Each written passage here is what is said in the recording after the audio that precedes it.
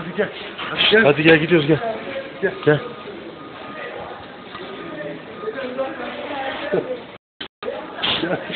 Kızım gel buraya gel. Ondan alamayız. Ne yapacağız onu? Ne serisi? Bu ne? Ya batarya gel o bir işe yaramaz gel. Gel ama gel. Ama gel. Hay. O neymiş ya öyle? Durun. Hadi gel gidiyoruz. Dedeye bak gel. Ha dedeye bak dede. Ha dede. Koş. Yavaş. Gel.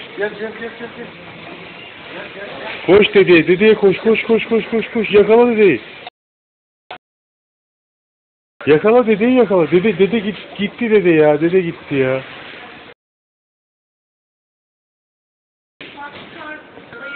Hayır oralara gitme. Hayır dur. Geliyor sonra. Hadi gel.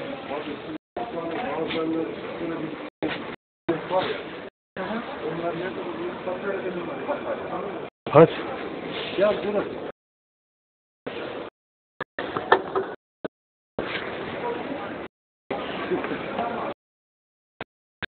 Hayır. Evlatlar kucaktan 2300 tane. Koş dede gidiyor. Dede gitti dede. Dedeyi yakala dede hadi. Hadi dedeyi yakala dede hadi. Dede.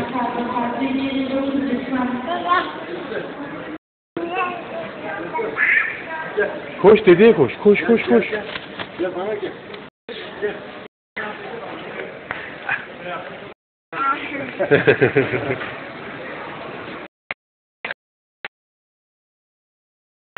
Aha. Bırak onu bırak. Hadi diyor.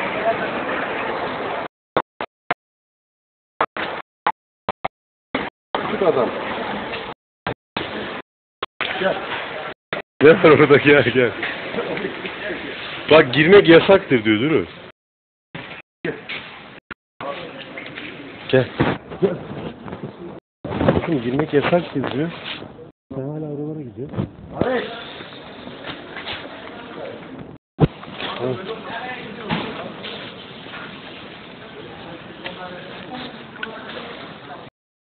Ne o? Ay. Pis. Hadi pis gel. Ay.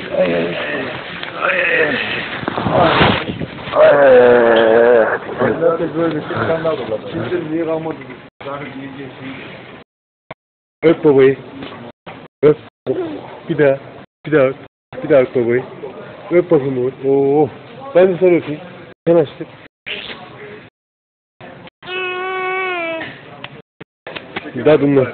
Dadından yanına dadından. Bir daha öp. Öp bakayım babayı. Dedeyi de öp.